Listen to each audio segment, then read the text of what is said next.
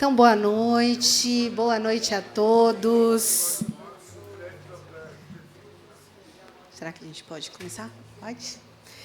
Então, um prazer novamente iniciarmos aqui o segundo painel do segundo Congresso de Direito Educacional, Repensar o Ensino Jurídico Brasileiro no Contexto Disruptivo. Neste painel, nós nos propusemos a discutir as diretrizes curriculares do curso de Direito, os desafios da atualidade e da multidisciplinaridade.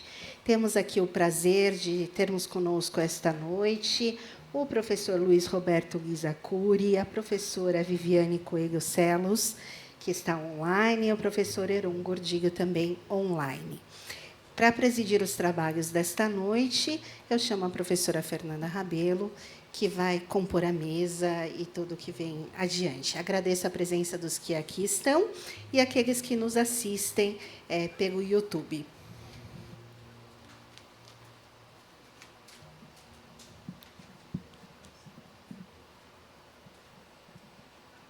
Olá, boa noite.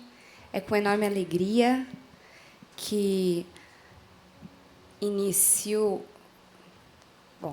Olá, boa noite. É com enorme alegria que dou início aos trabalhos desse importante Congresso de Direito Educacional, Repensar o Ensino Jurídico Brasileiro no Contexto Disruptivo.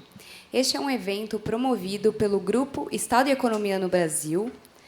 É um projeto alinhado ao Metodologias Ativas do curso de Direito, da Faculdade de Direito da Universidade Presbiteriana Mackenzie. Em linhas gerais, vamos discutir o ensino jurídico e suas várias perspectivas.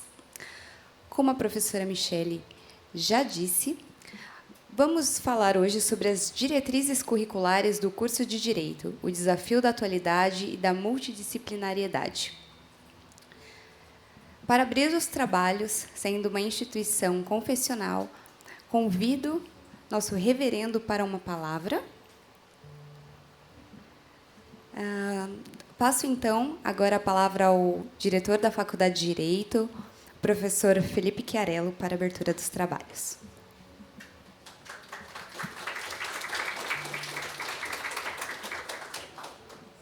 Obrigado, professora Fernanda. Para nós é uma alegria receber o nosso eterno presidente do CNE, professor Luiz Roberto. Professor Luiz Roberto Curi, que é um grande amigo, uma pessoa que dignifica a história do nosso Conselho Nacional de Educação e desenvolveu um trabalho fundamental na propositura das novas diretrizes curriculares para a área de Direito. E esse trabalho foi ampliado por uma discussão que perpassou toda a nossa área, e a sua contribuição e o seu debate para esse evento são fundamentais. Então, eu queria primeiro agradecer a ele ter aceito o convite e a possibilidade de a gente discutir aqui com nossos dois outros palestrantes que também falarão em sequência, a professora Viviane Celos, que não é, e estou vendo o Heron aqui, também já está aqui online, o professor Heron Gordilho, dois amigos queridos, que também são membros da diretoria do Comped e desenvolvem um trabalho fundamental na pesquisa e pós-graduação da área de Direito. Uma alegria, uma honra ter vocês aqui. Mais uma vez, parabenizar a professora Michele por todo esse trabalho nesse evento. Eu acho que eu passo imediatamente a palavra ao nosso presidente, professor Curi, para que ele possa fazer uso da palavra. Você quer falar daqui, de lá? Tá.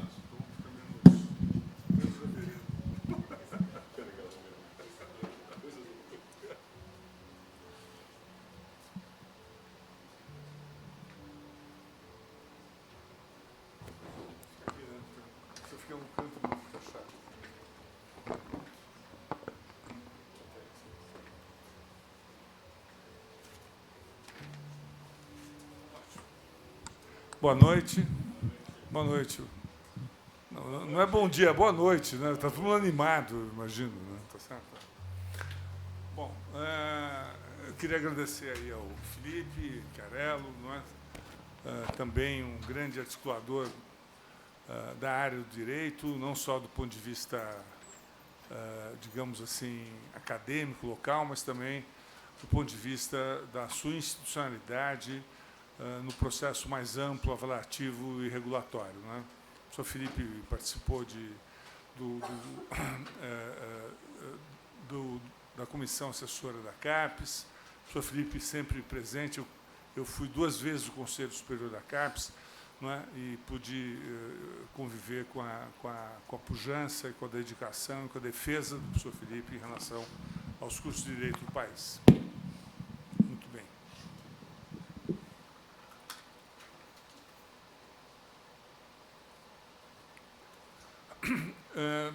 Aqui, acho que a maioria de vocês são estudantes. Tem professor também? Professor tem? Professor e estudantes, está certo. Bom, então, veja, eu vou começar a falar das diretrizes curriculares nacionais desde o ponto de vista do que elas expressam e representam para um curso de graduação, não é?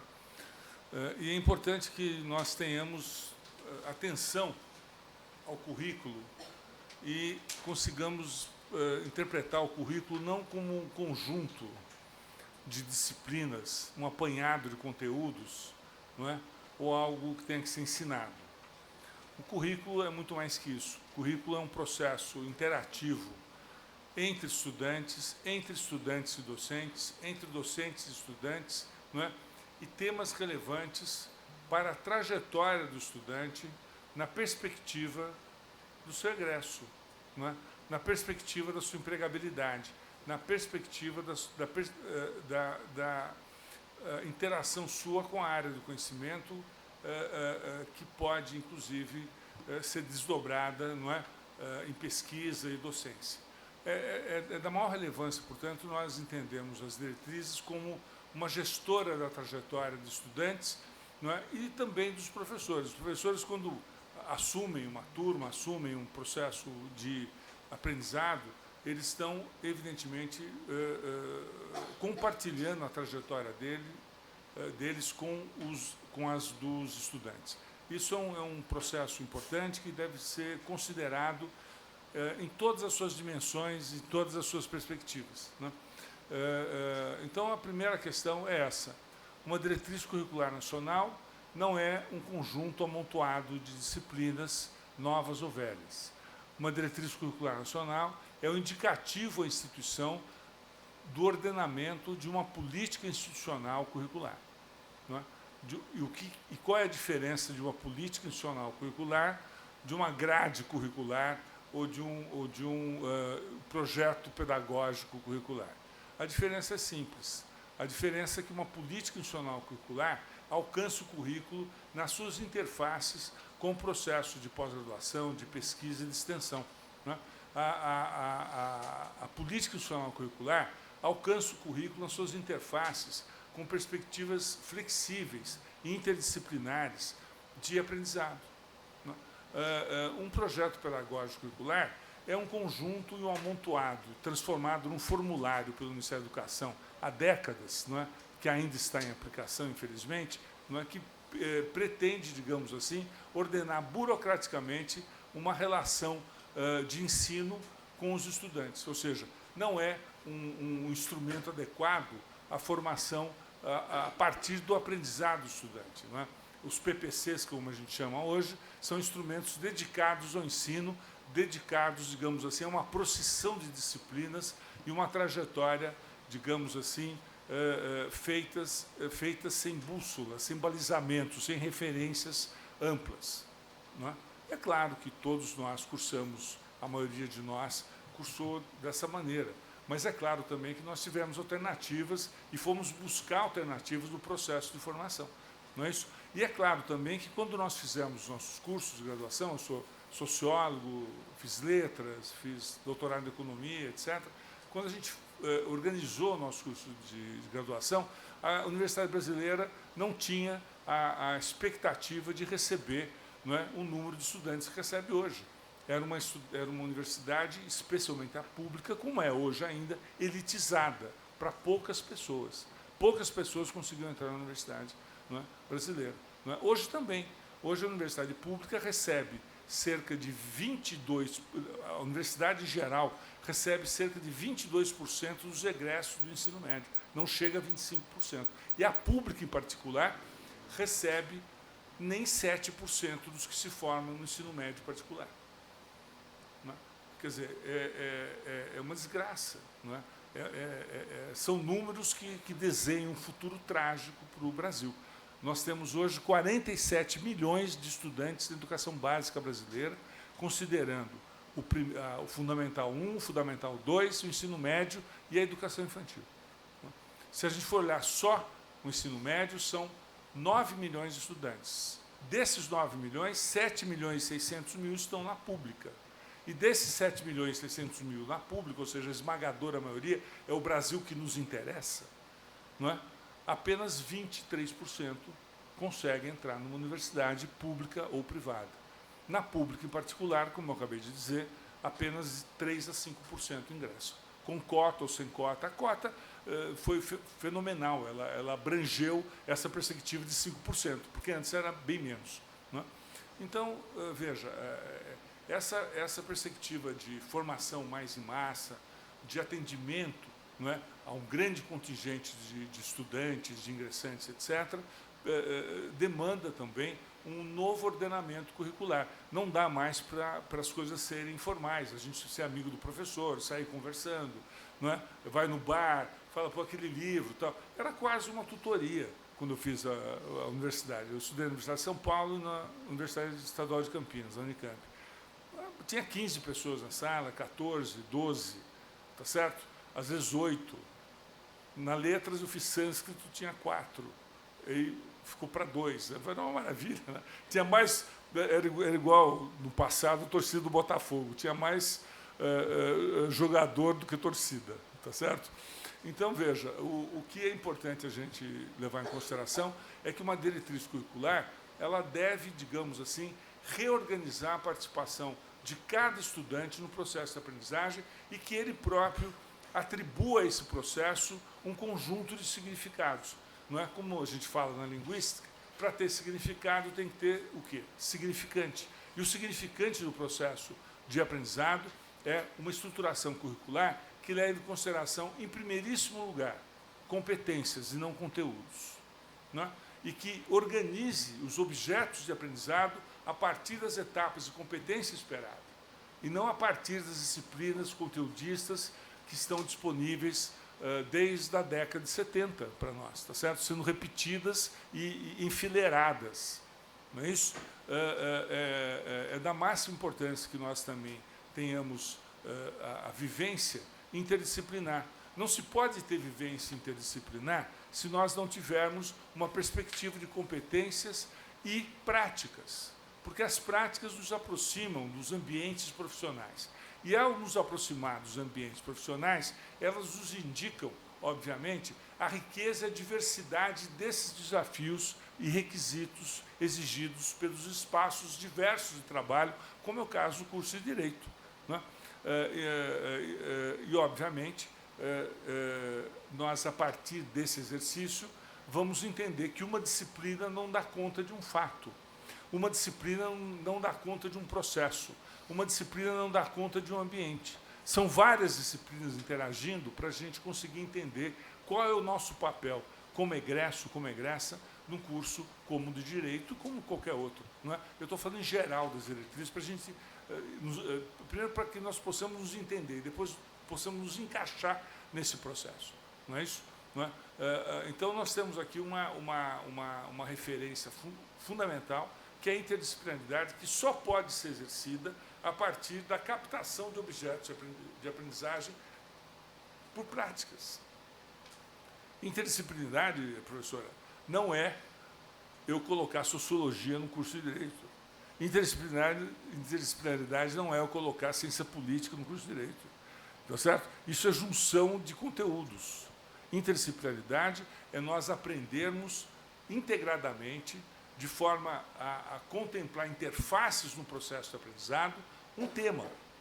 E, para aquele tema, eu vou estudar uma série de perspectivas teóricas, eu vou ler livros de diversas frentes e fontes contidas em áreas também diversas de conhecimento, para eu expressar aquele conhecimento.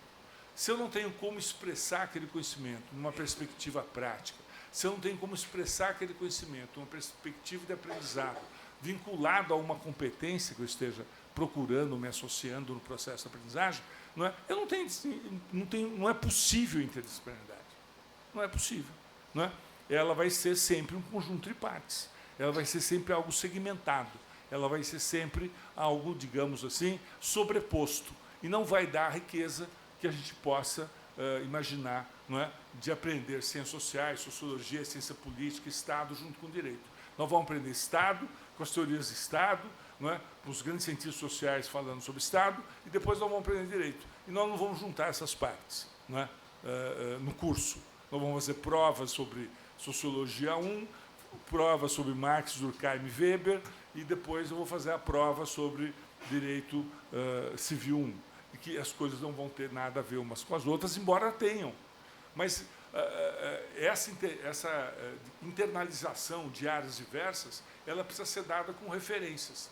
E num processo de aprendizado, as referências têm a ver com práticas, têm a ver com contato com os ambientes profissionais, tem a ver com interações múltiplas entre estudantes, professores e estudantes, tá certo? E tem a ver, obviamente, né, com a perspectiva de nós entendermos o curso como trajetórias e etapas de competência a serem construídas. É essa a perspectiva. Aqui eu estou vendo vários egressos do curso de Direito que conseguiram se organizar a partir desse ponto, né? Estou recebendo aqui uma amiga de Belém, que é especialista em inclusão, é formada em Direito, é doutora pela UFPA, é professora da Universidade Federal Rural da Amazônia, e, no entanto, não é, teve que lutar contra o currículo conteudista, como todos vocês, como todos nós. Não é? Então, a formação a definição talvez mais básica no processo formativo é essa, é a luta contra o conteudismo. Os estudantes lutam contra o conteudismo, os professores lutam contra o conteudismo, nem sempre vencem, não é? Mas é uma luta diária para que se produza o aprendizado adequado, não é, aos estudantes. Não é? Vocês imaginam quantos professores, pesquisadores, capazes de ter acesso às fronteiras de conhecimento, não é? Que organizaram mainstreams completamente, digamos assim, próprios e apropriados à pesquisa que ele realizou. E ele não pode exercitar isso na docência. Isso é um hospício, não é uma instituição de ensino. Tá certo? Quando você não pode trazer para a sala de aula a sua pesquisa, a sua especialidade, a sua perspectiva de formação teórica, não é? Para a sua aula no primeiro ano, por que você está dando aula lá? Não é? Quer dizer, a sua personalidade, a sua riqueza formativa não é possível de ser emprestada para os estudantes, porque ele está amarrado em projetos pedagógicos, conteudistas, vinculando o curso a um conjunto, não é, de pontos que devem ser dados durante aquele semestre, e acabou. Então, poderia ser ele, poderia ser Metia Rosa, poderia ser qualquer um para dar aquele curso. Não precisava ser ele. Não é? E ele percebe isso. E, naturalmente, nas grandes universidades de pesquisa brasileiras, como é o Mackenzie, não é? Vai baixando, não é, Felipe, o interesse de professores e pesquisadores pela docência. Mas não baixa porque ele não gosta de aluno, tem horror de aluno, nada disso. Baixa porque ele não consegue se expressar, não consegue trazer a formação dele para dentro da sala de aula. Porque o currículo é conteudista.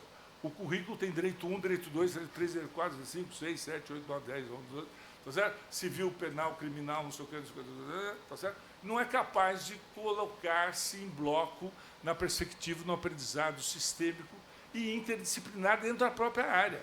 Aprender direito civil, criminal, não é? E direito das coisas e direito ambiental junto é um exercício interdisciplinar. Mas isso não é possível.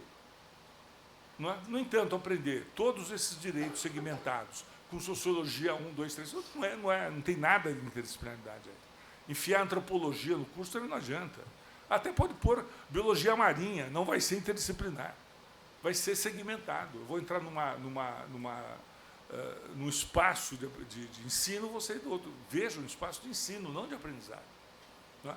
E aí, uma outra questão importante é essa, é separarmos ensino de aprendizado. O ensino é uma tarefa docente, a partir de um compêndio, pré-preparado, do qual a participação dele foi talvez mínima, não é? Do próprio docente que dá, ou nenhuma, frequentemente nenhuma, não é? Ele vai ensinar aquilo.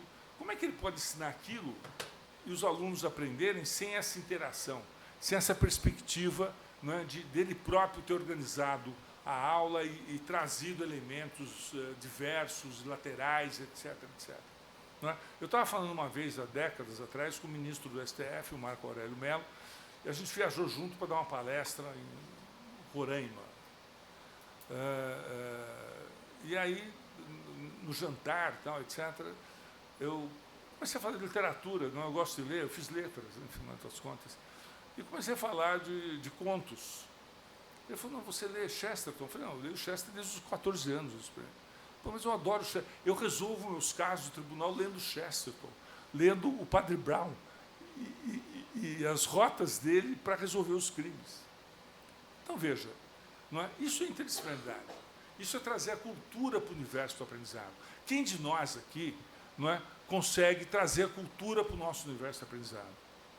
Quem de nós consegue diversificar o nosso repertório cultural numa aula de Direito Civil 2? Quem? Ninguém. Isso é impossível. Isso não se faz, não se organiza, não se materializa. Não é? E, no entanto, é absolutamente necessário que haja essas lateralidades, internalizando o conhecimento a partir também de uma conversa cultural, de perspectivas culturais, de comparações culturais. Né? Por acaso, tem um conto do Chesterton, chama O Clube dos Negócios Estranhos, onde o juiz condena o ministro da Economia da Inglaterra à pior pena possível, já que ele roubou. O ministro da Fazenda da Inglaterra não podia roubar, tá certo? Ele condena o ministro da Fazenda da Inglaterra a trocar de alma. Ele falou que a pena possível para o senhor é trocar de alma. Não é? Quer dizer, obviamente é uma figuração interessante, porque se busca ali uma interlocução sobre o que é possível e o que não é possível. E o sujeito fez uma coisa que não era possível. Entendeu? E por aí vai. É importante que a gente tenha essa dimensão da diretriz curricular nacional. Não é? E não chegue para discutir a diretriz comparando disciplinas. Ah, eu quero direito de esporte. Pô, não tem? Ah, eu quero, põe aí, direito de esporte. Ah, não, eu quero direito direito das cidades. Não tem direito das cidades? Não, então põe aí, direito das cidades. Eu quero direito, não sei o que, não tem? Não, eu quero direito vinculado à questão da mediação. Não tem? Então põe aí mediação. Então, veja, acaba virando uma árvore de Natal. Não é? E uma árvore de Natal absolutamente indesejável. Absolutamente, digamos assim, limitada ao aprendizado. O que adianta eu ter esse conjunto de disciplinas se eu não consigo entender a base do meu exercício profissional? Se eu não consigo me relacionar com os requisitos profissionais solicitados pelos espaços de trabalho? Se eu não adiciono nesse aprendizado, não é, tecnologias e mediações tecnológicas para o exercício do trabalho? Nenhum profissional de direito hoje trabalha sem tecnologia. Os escritórios estão vazios, as pessoas estão fazendo demandas eletronicamente. Não é? A questão da inteligência artificial está ajudando todo mundo a caçar processos, exemplos, não sei o quê, não sei o quê, não sei o quê. Tá certo? Mas para usar isso adequadamente e para inserir tecnologia no processo real de trabalho, na expansão mais ampla do que significa a profissão, é necessário uma trajetória curricular adequada, que não se dá no conjunto de uma disciplina depois da outra, uma disciplina depois da outra, uma disciplina depois da outra, uma disciplina depois da outra. Não é? Não se dá. Não se dá com professores ensinando, falando e aprendendo. Não é? Eu respeito digamos assim, a confessionalidade da instituição, mas uma sala de aula não é uma igreja. As pessoas não podem só ouvir, elas têm que falar, interagir entre si.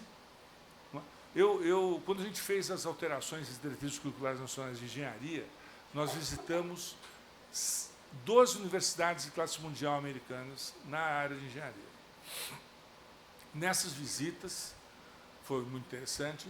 O MIT, por exemplo, vocês sabem o que é o MIT, evidentemente, né? No MIT, por exemplo, eles estavam alterando o currículo que eles tinham alterado há 2 anos atrás.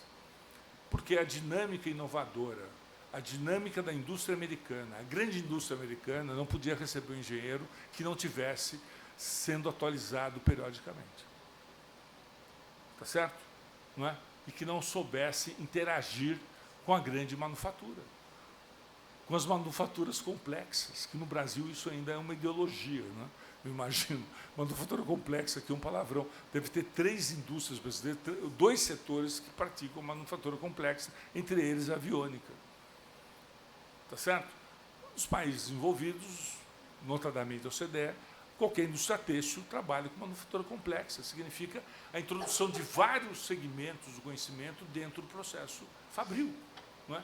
Informática, conceitos sociopolíticos, filosóficos, inteligência artificial, que já superou, não é, a robótica, que era um chip dentro da mecânica, já não é mais um chip dentro da mecânica, agora é um processo de inteligência dentro do processo de construção, e por aí vai. Não é? E quem constrói o carro hoje já não diferencia mais a cor do processo de montagem, as coisas estão integradas. Não é? Então, como é que nós vamos chegar a isso? Não é? Com o curso de engenharia no Brasil, que era similar nos anos 70, até 5 anos atrás. Não é? E o curso de Direito é similar a que ano no Brasil? Tá certo? Pois é, ao século XIX. Não é? Então, não, é que os conceitos de direito, os fundamentos teóricos, tudo certo, conceitos de direito, nós não estamos discutindo o conteúdo, ótimo que seja similar. Nós estamos discutindo formas de aprendizado, ordenamento de aprendizado e referência de competência. É isso que nós estamos discutindo. É isso. Não é? Então não adianta vir para nós e falar, olha, o conteúdo de 50 anos atrás é o mesmo de hoje, professor. Mas não é esse o nosso problema.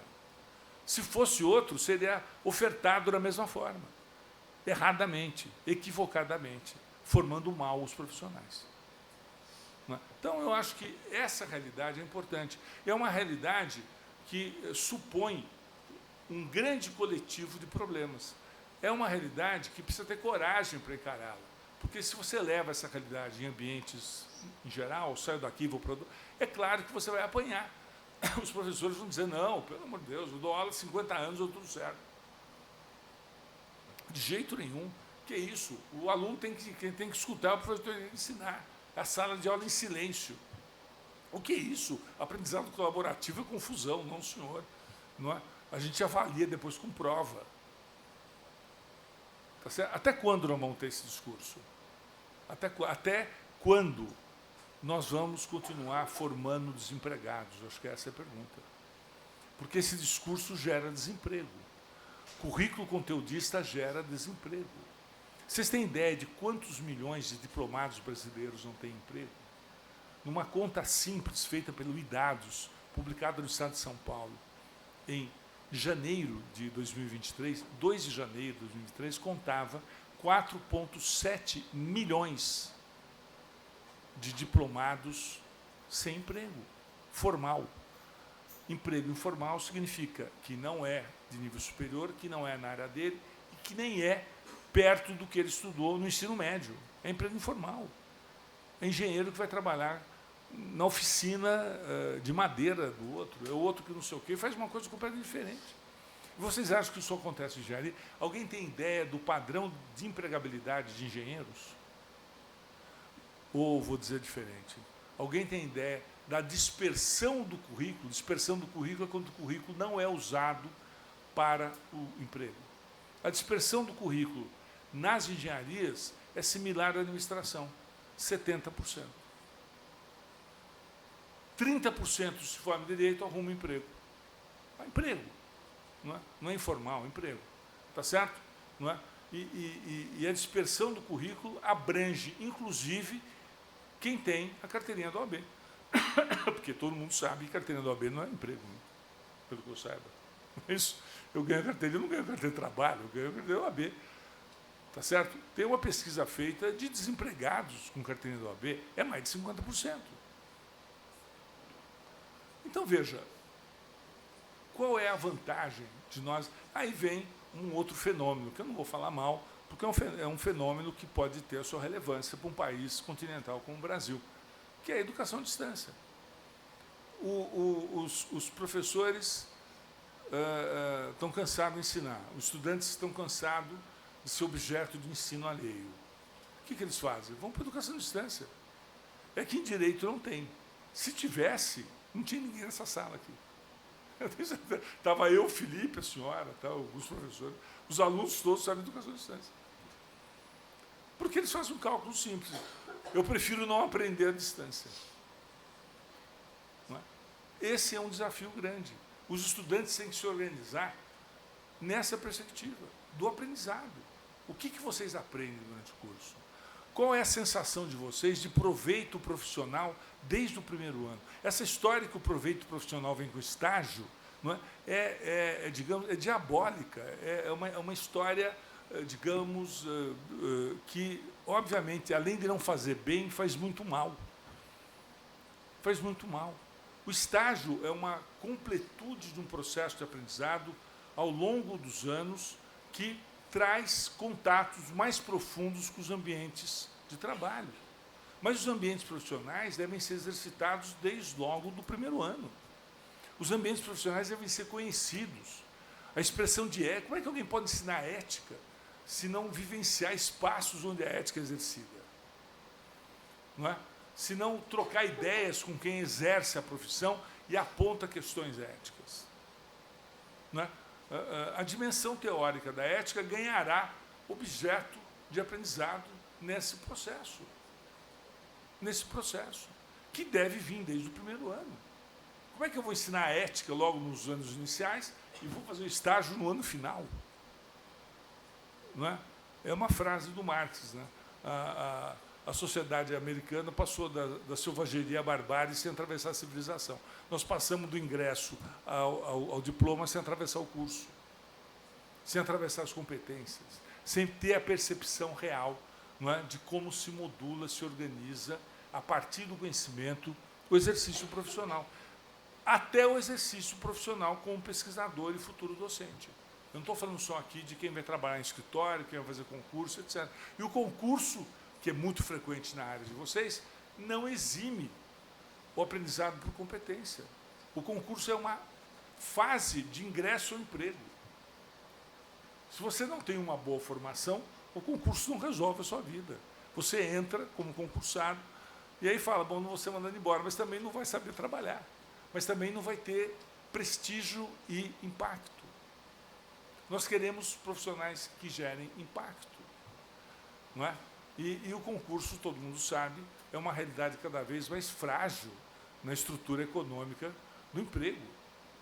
Ninguém aguenta um concurso que não se pode mandar embora e que se tenha que pagar integralmente a Previdência. O Brasil já quebrou em relação a isso. Não é? Eu sou da carreira de ciência do CNPq, me aposentei em 2020 com salário integral. Eu tenho certeza que quem se aposentou em 21, 22 já não tem mais salário integral. Não é? Não dá, o Brasil não aguenta. Então, essa gana de fazer concurso. E outra, quantas vagas tem em concurso? 1, 2, 15, 20? Não é? A Índia não entra na Finlândia, não adianta. A gente querer 5 milhões de pessoas fazendo concurso, eu vou entrar. Não é? Quanto mais não entra, mais ataca, mais estuda. Quanto mais não entra, mais ataca, mais estuda. E assim muita gente passa décadas sem emprego. Então, nós temos que abrir mão. Isso se aprende na escola.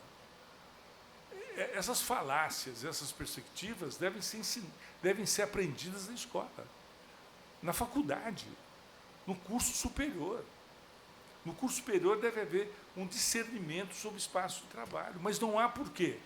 Porque o estudante entra na aula, na sala de aula, às 7 e sai da sala de aula ao meio-dia.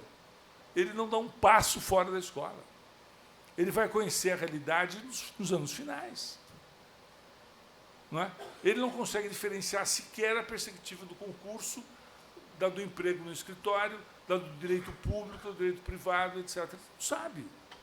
Ele quer ser juiz. Bom, até minha tia Rosa queria ser juiz, ela morreu antes, mas não conseguiu.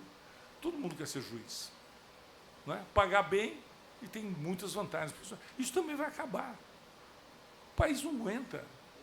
Nenhum país do mundo existem privilégios profissionais dessa natureza. O privilégio profissional de um país como a América do Norte, que foi construído a partir de sangue das guerras civis que teve, da independência que teve que ser ganha a partir de milhões de mortes, tá certo? Quem construiu a América foi a grande empresa e a Estrada de Ferro. Essa junção que explica. E nessa junção não há espaço para perspectiva patrimonialista, o grande empresário que quer comprar iate e tal, depois ele quebra e vende a empresa. Tá certo? O empresário que compra 40 fazendas para ele passear, tal, depois vende tudo e as pessoas vão junto embora. Não tem essa perspectiva. Não tem hipersalários. Não é? Tem agentes financeiros que ganham muito bem, mas isso é um desdobramento do capitalismo mais contemporâneo. Mas se a gente for ver e analisar o exercício das profissões, não há espaço de privilégio como no Brasil, nem perto, nem de perto. O juiz da França anda de carro pequeno. Não anda, tá certo, com um carro grande, não tem motorista, não tem nada disso. Não é? Então, nós temos que ter clareza do que fazemos no curso. E o curso tem que ter clareza de explicar, inclusive para os seus estudantes e suas estudantes, qual é a perspectiva de inserção profissional. Qual é a perspectiva de inserção profissional? Não é? Qual é a perspectiva conjuntural da profissão? Nós estamos falando em ciência política para direito, Estado 1, Estado 2, Sociologia 4. Não adianta nada. Se essas disciplinas não trouxerem uma realidade conjuntural para os estudantes do exercício profissional nos anos, na metade do século XXI. Nós estamos chegando à metade do século XXI. Nós não aprendemos, para nós, a conjuntura de ingresso na profissão é a mesma em qualquer ano, porque nós somos igual pássaros na gaiola, nós não conhecemos nada fora da gaiola. Essa longa exposição minha foi para trazer para vocês a preocupação do Conselho Nacional de Educação em fazer uma diretriz curricular. E aí as pessoas perguntam, mas, professor Cury, o senhor era presidente da Câmara de Educação Superior em 2016, iniciou um trabalho em 2017, o ministro homologou as diretrizes curriculares. Nós estamos em 2023, 2024, outra, evidente. Por que outra? Porque a primeira se mostrou limitada e inadequada, não é? Na perspectiva do tempo onde ela foi criada. É melhor que a anterior, mas não é ainda a melhor. Então, eu coloquei para o Conselho Nacional de Educação, como diz o Felipe, eu fui presidente do Conselho até agosto desse ano, eu tive que sair do Conselho porque eu fiquei 12 anos no Conselho e meu mandato expirou, uma vez que eu não sou presidente da Venezuela, evidentemente, né? Eu não tenho mandato vitalício, tá certo? E meu mandato expirou, mas antes de expirar o mandato, já no final do ano passado, nós criamos todas as condições para que fossem revistas as diretrizes curriculares nacionais de 2017. Muitas vezes com pressão forte para que não fizéssemos isso, de grandes docentes, inclusive de grandes escolas reputadas no Brasil. E tivemos que dialogar, até que eles concordaram. Mas por que eles eram contra? Eles eram contra, no final das contas, porque 17 não avançou 1 milímetro em relação a 2004. 1 milímetro. Foram feitas as diretrizes, foram homologadas pelo ministro, foram publicadas no Diário Oficial e acabou. Guarda o Diário Oficial e vamos tacar pau. Tacar pau significa vamos fazer mais do mesmo. Então, esse é um outro ponto importante. Depois que a diretriz for homologada, debatida, discutida com estudantes, como estamos fazendo aqui hoje, debatida com professores, debatida com a sociedade, porque não é só estudante e professor que tem que debater uma diretriz, é quem contrata o profissional. A diretriz de engenharia, nós trouxemos a indústria brasileira, a CNI, para sentar na mesa. A CNI dava depoimentos, nós não contratamos engenheiros no Brasil. Eles não têm competência. O número de vagas, ele acaba rápido, não porque tem contratos, é porque eles demoram para chegar e o espaço produtivo falece. Aí enxuga as vagas. Aí, para vocês terem uma ideia, para todos nós termos uma ideia, de que a ausência adequada de bons profissionais extingue espaços de emprego. Ela não dá mais emprego para os outros, ela extingue espaços. E a ausência adequada em massa, em escala adequada a um país como o Brasil, de bons profissionais, ela amplia o espaço de emprego. O espaço do emprego no direito, digamos assim, está num processo de extinção ou de refração, porque poucos profissionais se apresentam com competitividade desejada pelos empregadores. Aí ele não tem quem contratar, ele fecha o negócio. Não tem quem contratar, ele fecha o escritório. Ele já cansou de roubar a gente aqui, ali, não tem mais de onde tirar. Ele fecha aquele serviço não abre mais. Se ele abrisse aquele serviço, o egresso dos cursos de direito estariam fazendo o quê? Gerando novos empregos. Como ele não tem aquele serviço, como ele não achou egressos adequados, aqueles empregos são extintos, inclusive os dele. É assim que funciona, não é? Se vocês aprenderem alguma vez que não tem emprego porque a economia vai mal, não tem emprego porque as empresas não contratam mesmo, é uma falácia. É uma afirmação, digamos assim, não só inadequada, como, digamos, criminosa. Porque vocês vão ter uma ideia da realidade de vocês errada. Errada. Falar criminoso, direito é perigoso, mas a minha conotação é de sociólogo. Então, veja, é muito importante que nós tenhamos essa visão da conjuntura e do emprego, para nós sabermos como nos posicionar durante o curso. Se posicionar depois do curso não adianta mais. O que aprendeu, aprendeu. E hoje em dia, infelizmente, a estrutura curricular conteudista, auleira, aulista, não é? Trabalha com memória e com esquecimento, com memória e com esquecimento. Não é? Então, nós temos currículos baseados em problemas, mas também temos currículos baseados na memória, que é o que está em vigência hoje no Brasil. Não é? De forma que você chega no final do curso esquecendo o que aprendeu no início, não é?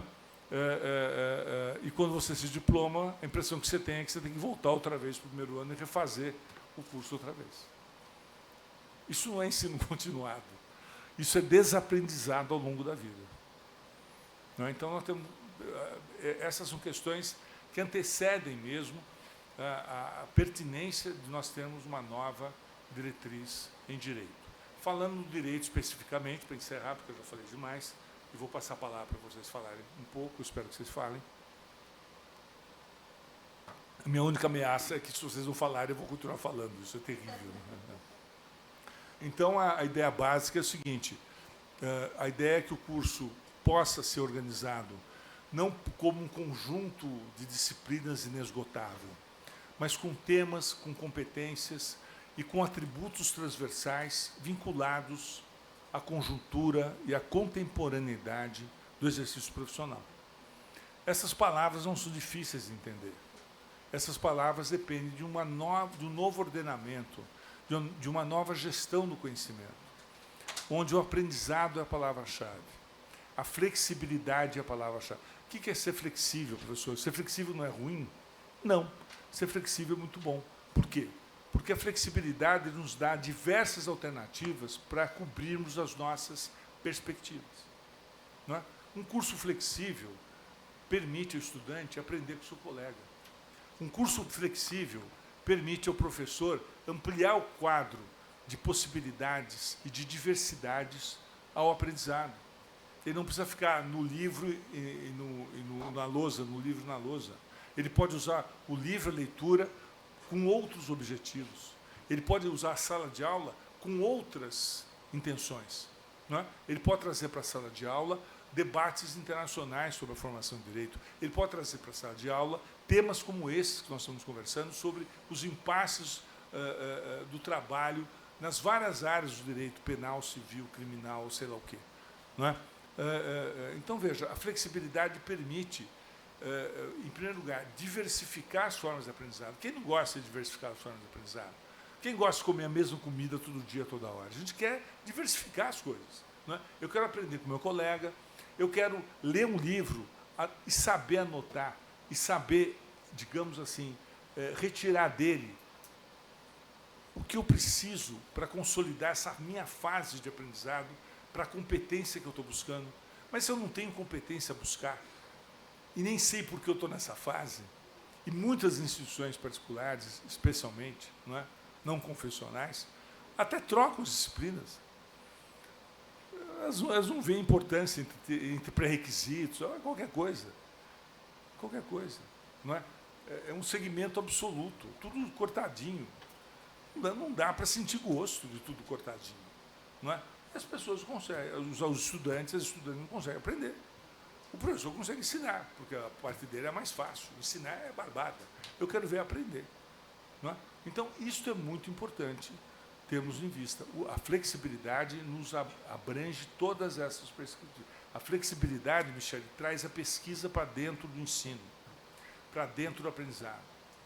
A flexibilidade torna possível e torna significativa a presença da extensão dentro do processo de aprendizado. O que adianta ter extensão obrigatória se o estudante a cumpre, não é? Como se ele cortasse uma fatia do pão e ia comer sozinha? Nada. Ele não vai ter nem a sensação do sabor. Não vai aprender nada. Então, para que tu vai ter extensão? A extensão só faz sentido quando ela está internalizada no processo de aprendizado, não é? Internalizada nos livros que ele está lendo, nos conceitos que ele está discutindo e no processo mesmo de debate com o professor e com os seus colegas daquela fase de ordenamento teórico que se vincula também à competência. Por isso que a competência é chave.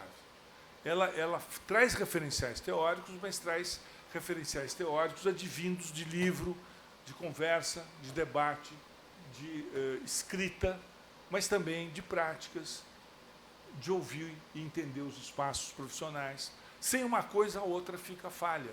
E sem a outra, a primeira não funciona. Então, isso é flexibilidade. É uma nova visão de interdisciplinaridade. A interdisciplinaridade, não é, capaz de um professor vir aqui na frente, dar uma aula para vocês sobre a crise, não é, do Estado europeu no século XIX, e vocês aprenderem direito penal, e vocês aprenderem direito civil. Isso é interdisciplinaridade. Tá certo? São questões como essa, e vocês vão ampliar a sua cultura. Não é? Esse é um bom exemplo, inclusive. Esse é um bom exemplo, inclusive. Tá certo? Então, veja, esses são pontos absolutamente necessários e referentes à construção de uma diretriz. Maior presença da pesquisa, maior presença da extensão, práticas ostensivas, salas de aula com objetivos diversos do que existe hoje, professores que não são, digamos assim, declamadores de pontos pré-organizados, mas trazem aqui a sua experiência e a sua vivência, que já é um exercício interdisciplinar por si, não é? Leituras que tragam proveito e entendimento para o estudante na referência da fase do curso que ele está, não é? E que traga para ele um incentivo à escrita. Alguém se incentiva a escrita num curso geral? Alguém se incentiva a escrever quando o processo é professor-aluno, aula-ensino? Claro que não. É claro que tem personalidades, tem pessoas, é evidente, com não é, expressões individuais, e pode haver. Mas, em geral, não. Não é feito para isso a sala de aula. A sala de aula é feita para escutar, não é para escrever. Eu tenho certeza, se o professor vê o Felipe escrevendo, na sala, fecha esse negócio aí, cara, você não está prestando atenção? É esse o diálogo, mas é um diálogo desde os anos 50 até hoje. Até hoje. Tá certo? Não é? Ainda mais se ele tiver com PED, alguma coisa que ele esteja buscando outras referências, o cara joga na cabeça dele o apagador, pô, que é proibido abrir celular, etc. Então, veja, não é possível mais nós continuarmos nesse estágio. Não é? Pelo país, não é pelos professores, pela instituição, é pelo país mesmo, é pelo país mesmo. A área jurídica é uma área estratégica, que deve ter bons profissionais formados em escala, em massa, com uma perspectiva de advogados empregados, de bacharéis especialistas empregados, não é? Muito maior que existe hoje por habitante no país. Muito maior. As pessoas falam que tem muito advogado. Não tem muito advogado, tem pouquíssimo. Tem muita vaga, tem muito estudante, tem muita matrícula, tem quase 1 milhão de matrículas em direito no Brasil. Não tem muito advogado, eles não trabalham, eles não conseguem emprego. Então não tem. Né? É uma conversa fiada. Né? Chega de curso de direito, pelo amor de Deus, 1 milhão de matrículas. Pô, Com 1 milhão de matrículas não consigo empregar, 30%. Se eu extinguir essa 1 milhão de matrículas, então vai ser o quê? Não é? Então, é muito importante que nós tenhamos essa visão ampla e aberta das coisas, tá certo? E termos noção que, para o direito, tem que haver uma especificidade e uma interação adequada entre teoria e prática, entre práticas reais, práticas fora de sala, laboratórios e design de ideias. Tem que haver uma diversidade que não existe hoje. E é isso que essa diretriz agora vem buscar. Vem buscar uma nova realidade de aprendizado, não é? E nem vem buscar tanto novas disciplinas, não é? Vem buscar, na verdade, a contemporanização e a atualização. Se isso envolver novas áreas temáticas, tudo bem, mas não é essa a busca. A busca na forma de organização e de ordenamento do processo de aprendizado, das competências e do êxito do egresso. Obrigado.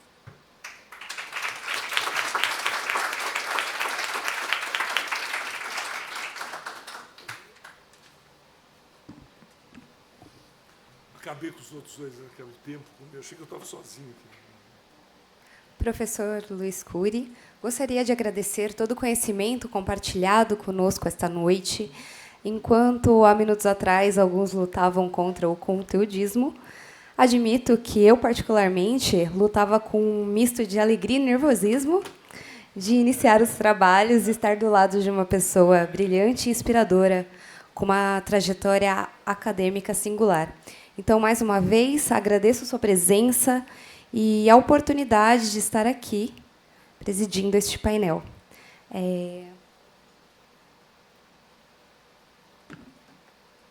uma lembrança da organização do evento. Aí eu fico lá agora, porque vai ser aqui, como é que é? Não, pode ficar. Ainda bem que eu não joguei o livro. Ganhei o livro, né? Ah, que bom. E, dando continuidade, chamo agora a professora Viviane Coelho, doutora em Direito do Estado pela Pontifíssima Universidade Católica de São Paulo, mestre também pela PUC, advogada, professora e coordenadora do Programa de Mestrado e Doutorado em Direito Empresarial e Cidadania do Centro Universitário Curitiba. Muito boa noite a todos. É uma honra estar aqui com vocês. Espero que me ouçam bem. Conseguem? Ótimo. Para mim está meio voltando como eco. Antes de tudo, agradecer ao professor Felipe Chiarello, amigo de sempre, um irmão muito querido, muito amado. E agradecer à professora Michele Assato pela iniciativa, pelo convite, e aos colegas de mesa. Professor Cury, professor de todos nós. E ouvi-lo é um grande aprendizado. Ele que falou em aprendizado hoje, eu posso aqui dizer que ficaria por todo o período do evento apenas ouvindo o professor Cury e aprendendo. Estão também conosco o professor Heron Gordilho, também grande e amado amigo. E nós esperamos contribuir e refletir um pouco com vocês sobre as ADCMs, que, como disse o professor Cury, nós fomos chamados no ano passado a integrar um grupo de juristas, professores, para voltar a refletir sobre o que deveriam ser essas novas orientações para o bom e adequado funcionamento dos cursos de direito, já passados mais de 20 anos do século XXI. E eu me lembro bem que quando nos reunimos em Brasília, no ano passado, o professor Cury me deixou muito claro, como presidente do CNE, que ele tinha uma grande preocupação, que é uma pergunta que todos nós devemos ter.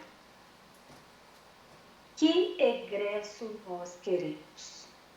Quem é que nós pretendemos ver no mercado de trabalho lançado como um cidadão formado com curso superior em Direito e com a expectativa de ser habilitado para o mundo do trabalho e para a cidadania de uma forma mais completa, mais adequada, mais significativa, impactante, producente, do que aqueles que não tiveram a oportunidade de tantos anos de estudo formal. Exatamente por isso, e dizendo que concordo em gênero, número e grau com absolutamente tudo o que já foi trazido anteriormente pelo professor Cury, não poderia ser diferente. Eu separei algumas perguntas que eu acho que são interessantes para que pensemos juntos. E a primeira é a mais simples de todas, porque é pensar exatamente o que são DCNs e a que se destinam. Porque cada vez que se fala em DCN, dentro de uma universidade, dentro de uma faculdade, de um conselho universitário, se imagina aí que lá vem regra nova. E quando nós nos encontramos numa comissão formada dentro do Conselho Nacional de Educação, ouvimos de Antônio Freitas, que é da FGV São Paulo, uma observação muito sucinta e muito interessante. Ele disse: a gente tem que entender as DCNs meramente como guidelines, como orientações, porque vai continuar existindo a liberdade de cátedra.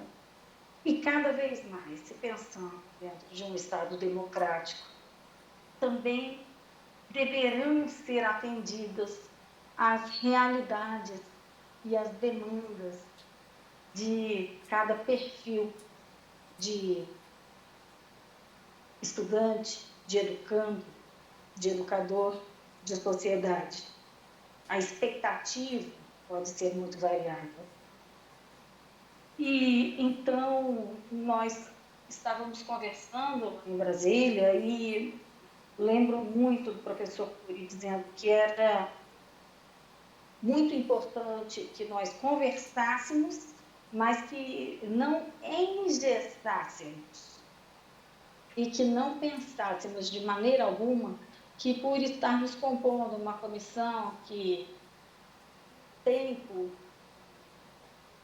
obrigação, até obrigação moral, discutir as DCNs na formação jurídica, pensar que sejamos melhores do que outros que, por acaso, não tenham sido lembrados ou convidados para estar aqui, ali naquele momento, né, compondo aquela comissão. Ao contrário, a responsabilidade cresce porque precisamos representar os colegas, os estudantes, a sociedade, o mercado de trabalho tão variado e as próprias expectativas dos jurisdicionados, que são aqueles que vão, muitas vezes, depender da nossa formação jurídica. Uma outra pergunta que também foi trazida e que eu acho que a gente deve sempre perguntar a si mesmo, como educador e como estudioso, qual é a melhor escola? Qual é a melhor faculdade? Qual é a melhor universidade? E nós fizemos esse tipo de questionamento lá em Brasília e foi muito interessante conversarmos sobre exatamente o fato de que a melhor escola não é aquela que tem o maior nome, ou então, vamos dizer aqui de uma forma mais objetiva, não é aquela que tem a maior nota ou a maior classificação, mas é aquela que melhor atende aquele perfil de aluno que dela depende para se formar. E isso faz com que olhemos para as variadas realidades em um estado com letra maiúscula, estado-país continental, como é o Brasil. Diante disso, e pensando nessa melhor escola, como fazer cada escola ter a possibilidade de ser o melhor dentro da sua realidade, ou dentro da expectativa que pode gerar na sua circunvizinhança.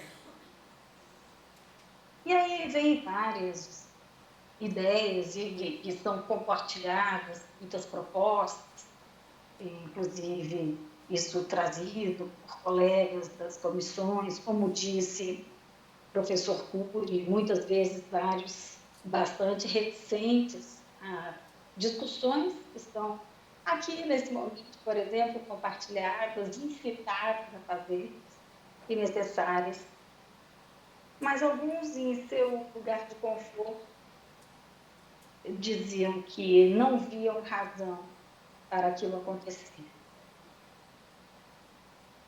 E então eu volto a perguntar, qual é a melhor escola? Porque, como disse hoje aqui o professor, algumas das pessoas que se colocaram contra a discussão sobre as diretrizes para o ensino jurídico do século XXI representam algumas instituições de maior nota ou maior classificação no cenário nacional. Talvez até mesmo esses modos de classificação de ser vistos. Muito se falou sobre a extensão. É claro, a gente sempre repete aquela história da tríade ensino, pesquisa e extensão. Ensino, pesquisa e extensão, e o ensino que o professor Cury já bem trouxe e troca por aprendizado, e aí é o grande desafio, né? Aprender a aprender. E sabe que isso é lobatiano, gente? Monteiro Lobato, ele dizia que o maior desafio é aprender a aprender para então poder aprender a ensinar. E aqueles de nós que ousarmos ser professores, ainda o desafio de ensinar a ensinar, visando ensinar a aprender. Parece só retórica ou jogo de palavras, mas não é. É um desafio mesmo. E dentro desse desafio, então, nós propomos aqui a referência às nossas próprias habilidades e às competências que nós queremos desenvolver. As habilidades, muitas vezes, são aquelas características que, às vezes, os nossos pais, os nossos amigos dizem que nós já nascemos com elas e reconhecem em nós, mas nós também podemos desenvolvê-las. E as competências, que resultam de treino, de estudo, de reforço, de prática, e que vão gerando cada vez mais conhecimento. Mas naquela velha frase socrática, ou seja, na clássica, conhece-te a ti mesmo, talvez esse seja o maior desafio para qualquer profissional. Recentemente, eu ouvi um gestor acadêmico, uma pessoa que eu respeito muito, dizendo: eu nunca ouvi falar e nunca conheci um excelente professor que antes não seja uma excelente pessoa. Eu nunca conheci um excelente profissional que antes não seja uma excelente pessoa. E aí vem essa questão das habilidades e competências. Aquilo que nós queremos ser, aquilo que nós precisamos melhorar, amadurecer, moldar, em nós mesmos para sermos cidadãos de bem e profissionais adequados a uma determinada realidade social. Essa realidade que tanto nos desafia, E aí vem a questão, por exemplo, de nós sermos desafiados a lidar com a tecnologia. E eu tenho idade de certamente ser mãe de pelo menos metade das pessoas que estejam assistindo essa conversa. Eu posso comentar com vocês que se a gente pensa que desenvolver as habilidades e as competências necessárias a lidar bem com a tecnologia a partir dos 30, dos 40, dos 50, dos 60 anos vai ser tão simples quanto para alguém que já nasceu fazendo isso, todos nós sabemos que isso não é real. Então, nós vamos verificar algumas habilidades que são mais próprias das gerações mais jovens e que são necessárias, essenciais ao novo profissional e também até mesmo adequadas à inserção na formação e na educação jurídica. Mas também precisaremos fazer com que aquelas pessoas que cresceram habituadas a olhar para a tela e não olhar nos olhos, a escrever bom dia, mas a não dizer bom dia, a não pedir licença, desculpa, obrigada, por favor, nós vamos verificar que precisamos unir algumas habilidades que estão se perdendo e outras que devem ser conquistadas, e por todos nós. Então, dentro daquelas reuniões que foram realizadas no Conselho Nacional de Educação, tivemos oportunidade de refletir um pouco sobre isso e de pensar que esses problemas, que são problemas, fazem com que alguém como o professor Cury possa falar muito, muito abertamente, como aqui fez hoje também, na hora que os membros da comissão começam a despejar nomes de novas disciplinas, matérias que entendem ser fundamentais para a construção do novo curso de Direito, e ele simplesmente olhar para todos e falar: vocês estão falando apenas em acrescentar novas disciplinas? Vocês acham que essa é a questão?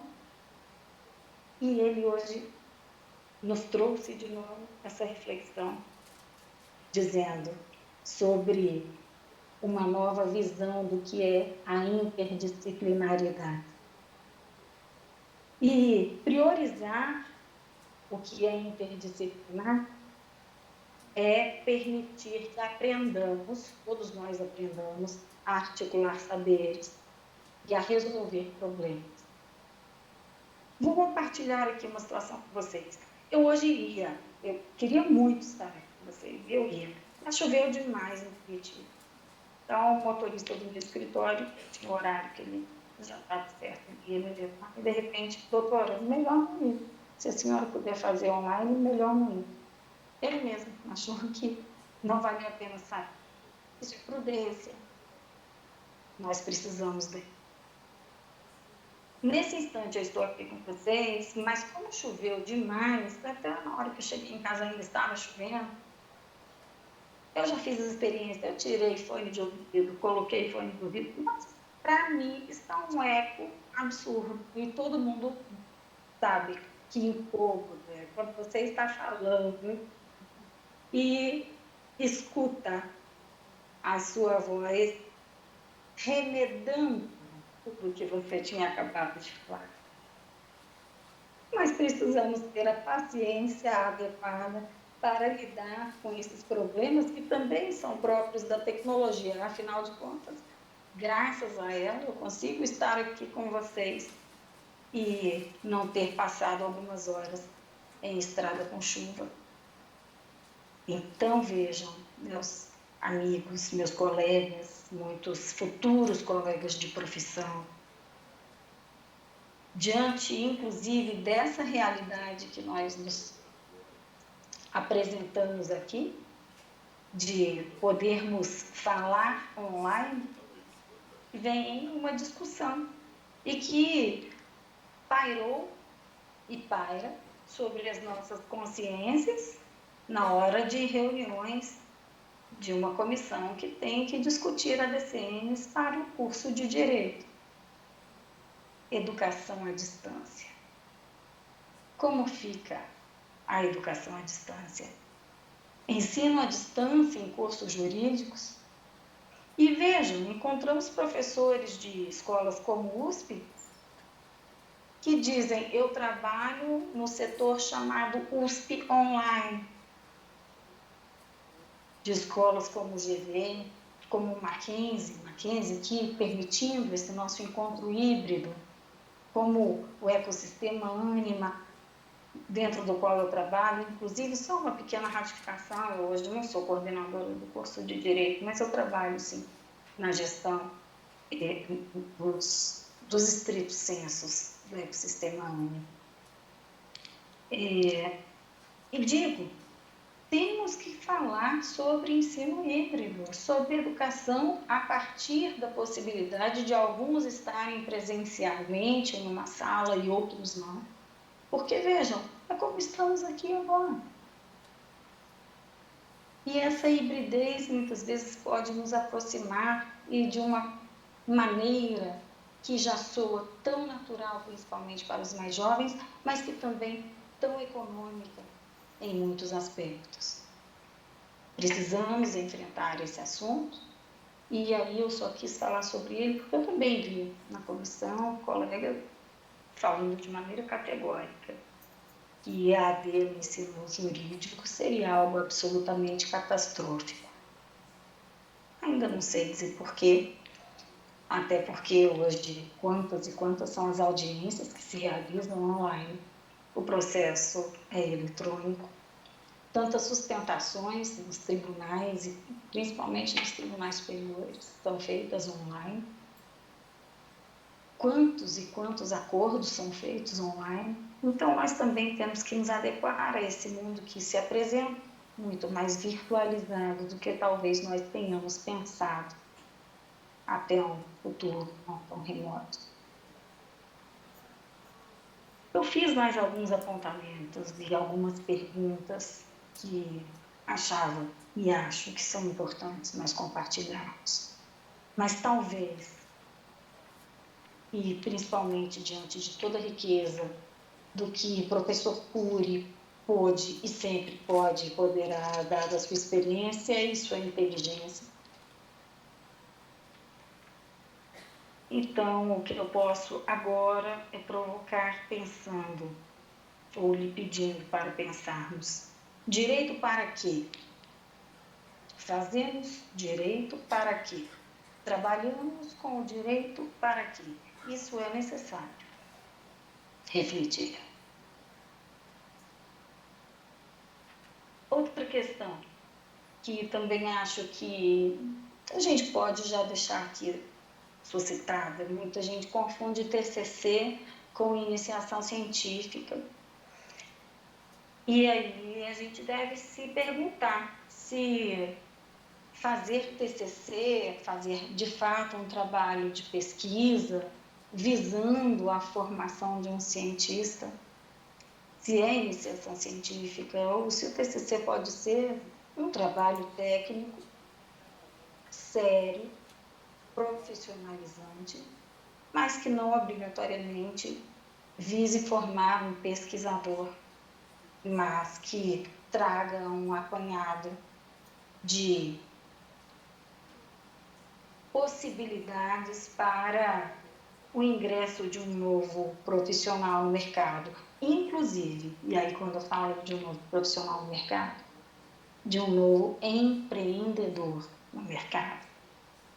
Porque algo que sinto muita falta na área do direito é que aprendamos empreendedorismo.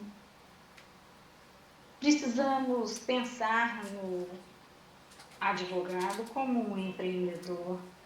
Precisamos pensar que cada vez mais, já disse aqui o professor Cury, as pessoas poderão contar menos com a estabilidade de postos públicos e, principalmente, com aposentadorias integrais, que já não são mais a realidade daqueles que estão chegando e de muitos que já estão em carreira. Então, por fim, só para que a gente deixe aqui uma resposta em forma de pergunta, né? E que a gente experimente essa escuta ativa, porque a partir dessa escuta e das respostas que cada um traz para colaborar com o aumento das perguntas e de também propostas, é que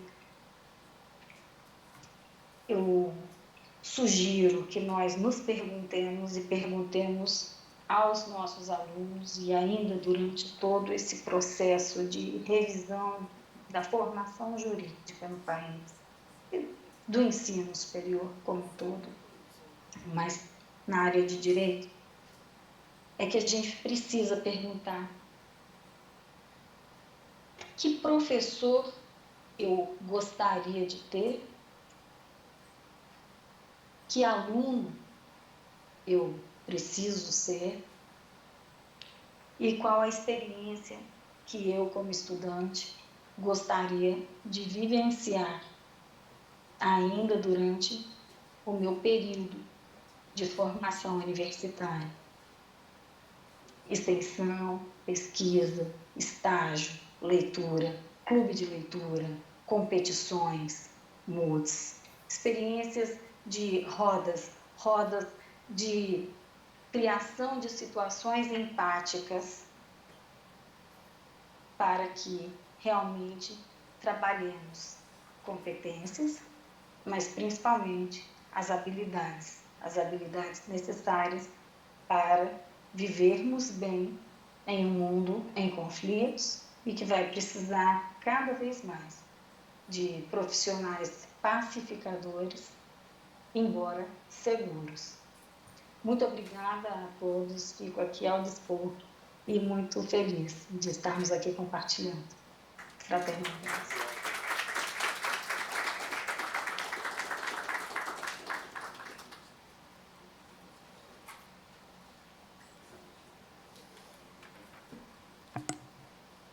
Professora Viviane, obrigada pela exposição.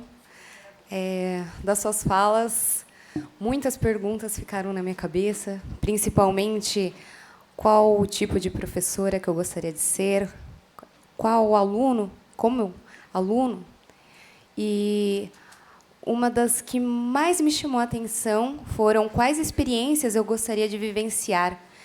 Temos muitos alunos aqui e ainda dá tempo deles terem essa reflexão e aproveitarem tudo o que a universidade pode proporcionar. Dito isso, passo a palavra ao nosso próximo palestrante, professor Heron José de Santana Gordilho, pós-doutor pela Peace University Law School de Nova York, doutor em Direito pela Universidade Federal de Pernambuco, professor das Faculdades de Direito da Universidade Católica de Salvador e da Universidade Federal da Bahia, Universidade Autônoma de Barcelona e promotor de justiça. Boa tarde a todos. Eu quero agradecer o Renato, dar um forte abraço para meu querido professor Felipe Chiarelli, cumprimentar a querida professora Viviane, professor Cury. Vocês estão me ouvindo bem? Sim, sim. Sim, né? Então, eu fico muito feliz aqui em estar com vocês Aí eu sei que a gente está muito adiantado da hora, né? As palestras acabaram. Eu sei que no seminário de 2020 os estudantes já devem estar muito cansados. Eu vou procurar ser bem rápido, bem objetivo da minha contribuição, né? A gente sabe que eu vou abordar a questão das tecnologias. A gente sabe que o Brasil tem problemas educacionais, né? Embora nós sejamos atualmente a 13ª economia do mundo, se eu não estava enganado, nós fomos a 6ª economia do mundo, em 2011, 2010, a gente chegou à 6ª economia do mundo, mas quando se fala em índice de desenvolvimento humano, nós estamos no 89º, né? Quando fala educação, saúde e renda, nós caímos, né? Nós temos um IDH menor que o de Cuba, por exemplo. Então,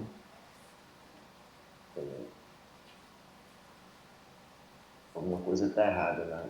Que a gente precisa resolver em termos de ensino no Brasil, em termos de educação no Brasil. Não que eu acho que a educação no Brasil ela seja não é a educação que traz desenvolvimento. Os países desenvolvidos têm um alto índice educacional. Eles não são desenvolvidos porque têm um alto índice educacional, né? Eles têm um alto índice educacional porque eles são desenvolvidos. Por que eles são desenvolvidos? Porque, especialmente, o Brasil tem os países desenvolvidos, né, que a gente chama de antigo país do primeiro mundo, eles possuem uma, uma capacidade econômica muito grande. Os Estados Unidos, um país muito parecido com o Brasil, tem um PIB de 14 trilhões, né? O Brasil, 12, tudo bem, mais de 10 vezes menor. E a educação ela é consequência do desenvolvimento, e o desenvolvimento, efetivamente, ele passa por um desenvolvimento industrial, é o processo de industrialização. Países que são considerados desenvolvidos, eles têm uma capacidade produtiva e de industrialização tecnológica. Essa é a característica principal. São também grandes produtores de commodity, mas têm uma produção tecnológica.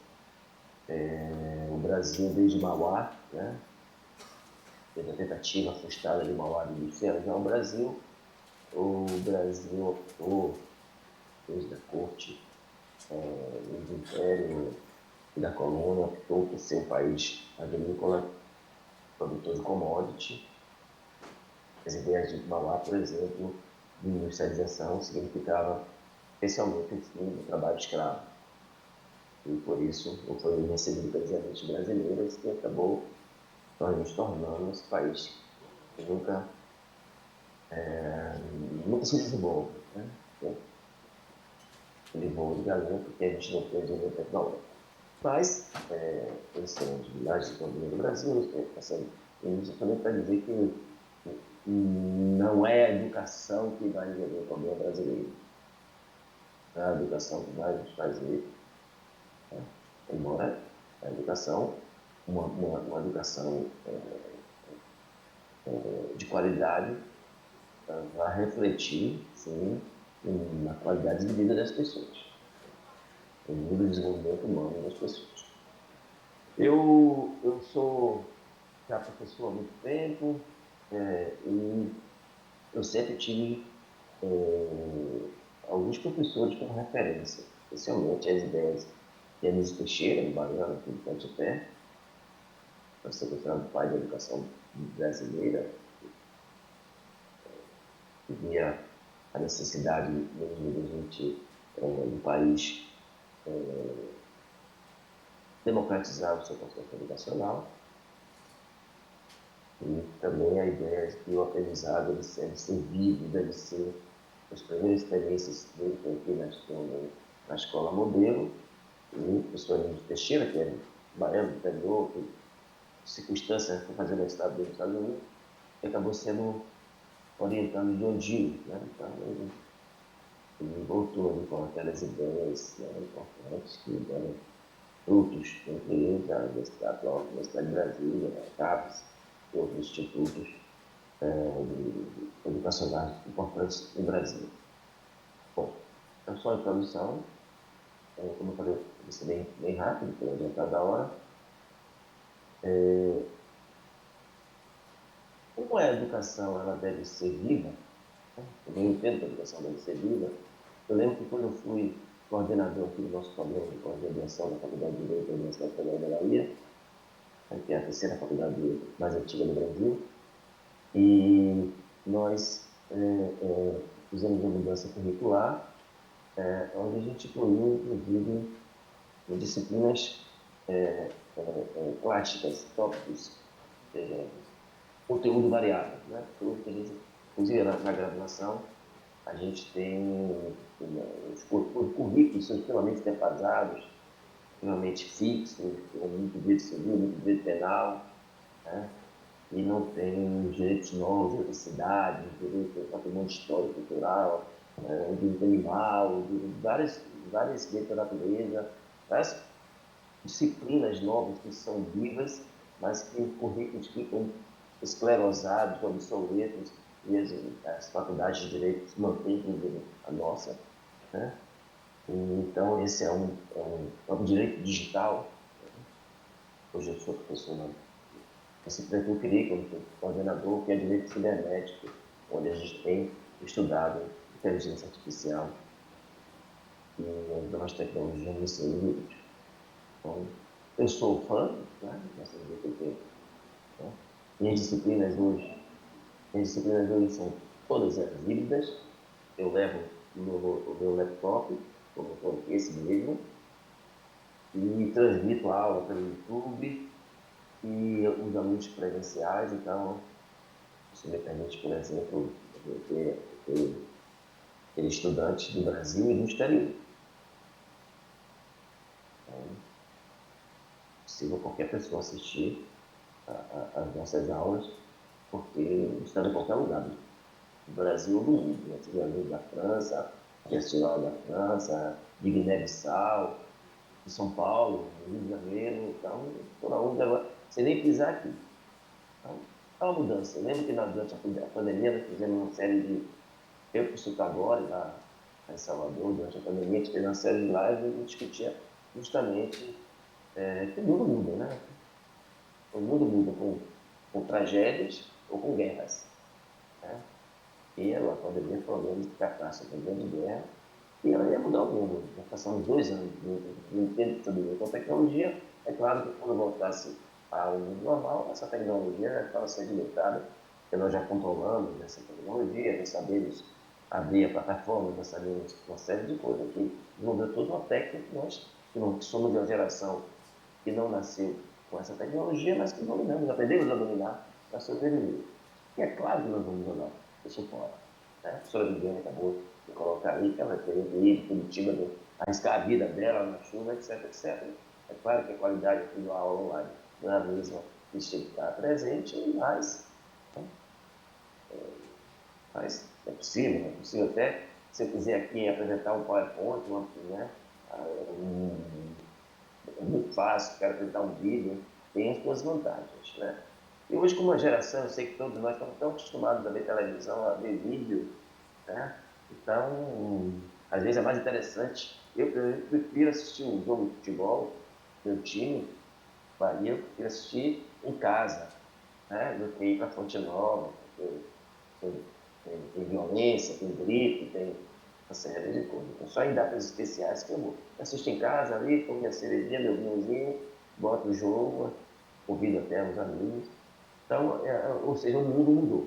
Eu sou fã das tecnologias, da inteligência artificial e incentivo os meus alunos. É claro que é diferente, eu estou acompanhando o que está acontecendo no Rio, para crianças, jovens, ficar com o celular.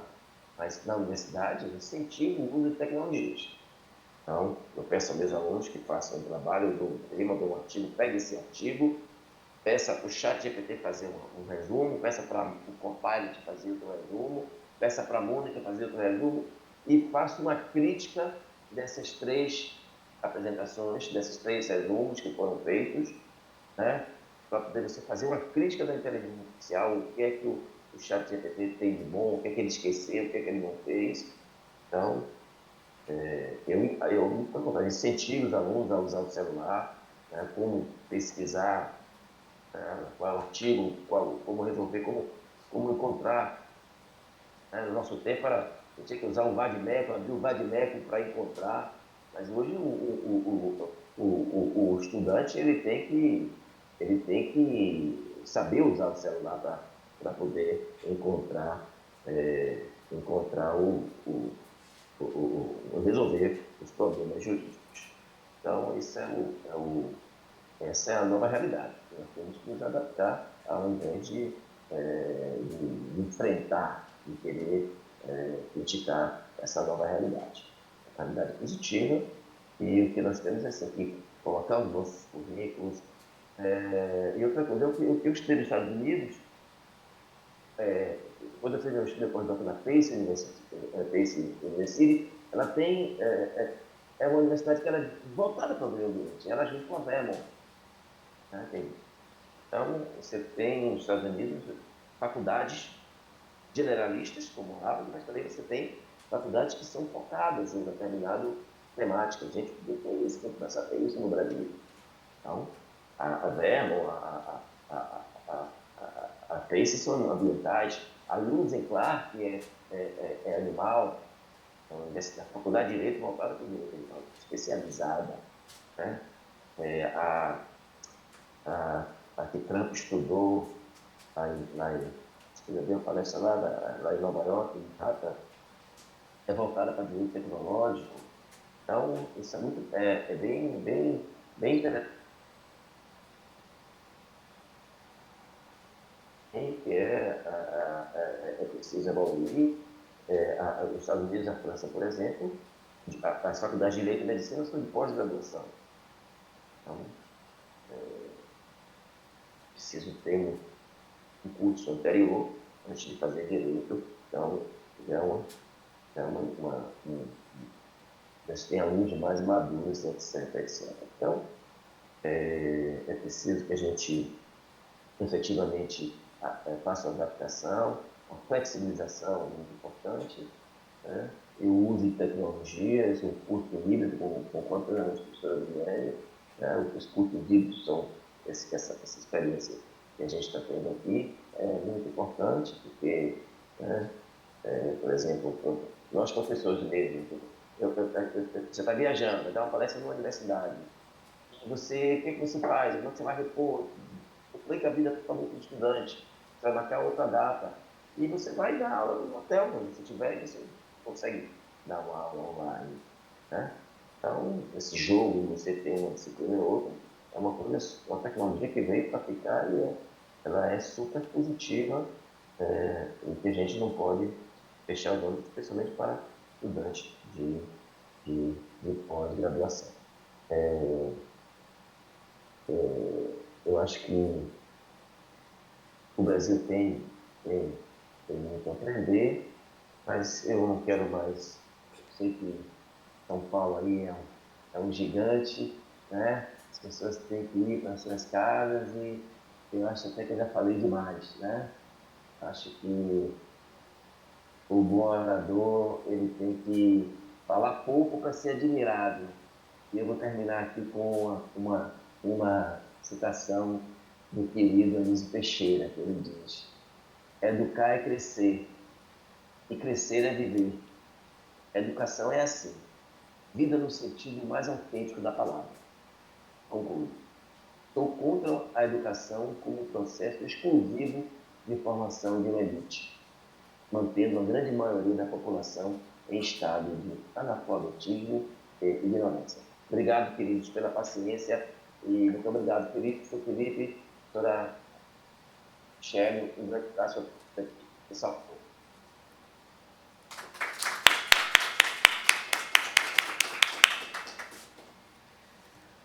Obrigada a você, professor Heron. Dando continuidade, abro agora a palavra aos participantes. Quem quiser fazer alguma pergunta para os nossos professores.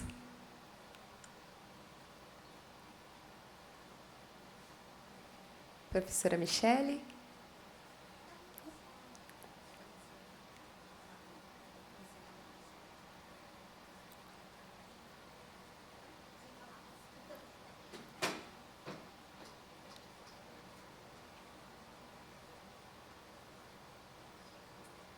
Chegando ao término do nosso evento, passo a palavra para a professora Michele Assato. Professor Heron, muito obrigada aí pelas palavras, obrigada pela participação no evento.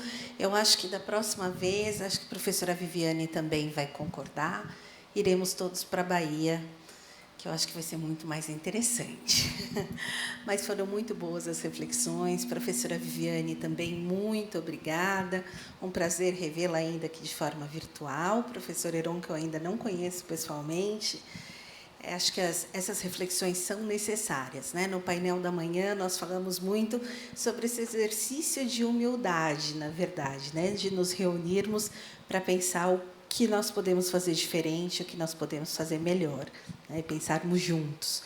Esse evento ele é decorrente de um projeto onde nós discutimos as metodologias ativas no curso de Direito, mas chegou um momento que a gente falou, nossa, a gente está falando tanto de metodologias ativas que talvez a gente tenha que dar um passinho para trás e começar a discutir mesmo o que significa o curso de Direito, né? E nós tivemos um painel falando um pouco da história aí do curso de Direito, e essas novas tecnologias, as diretrizes, a interação com a pós-graduação, internacionalização, programas profissionais, ensino à distância, tanta coisa que a gente tem para discutir que nos angustia, né? Então, um prazer ter também os alunos aqui envolvidos nesse evento, aqueles que nos assistem também pelo YouTube, e espero que seja motivo aí de reflexões e para que a gente possa conseguir construir alguma coisa que seja de fato boa para todos, né? Professores, alunos, sociedade, porque é isso que importa na discussão aí da educação. Convido também a todos a continuar participando do nosso evento, porque amanhã tem mais, temos painel no período da manhã e também no período noturno, e no período da tarde a exposição dos trabalhos que foram apresentados. Nós tivemos a felicidade, né, de receber trabalhos das 5 regiões aí do Brasil.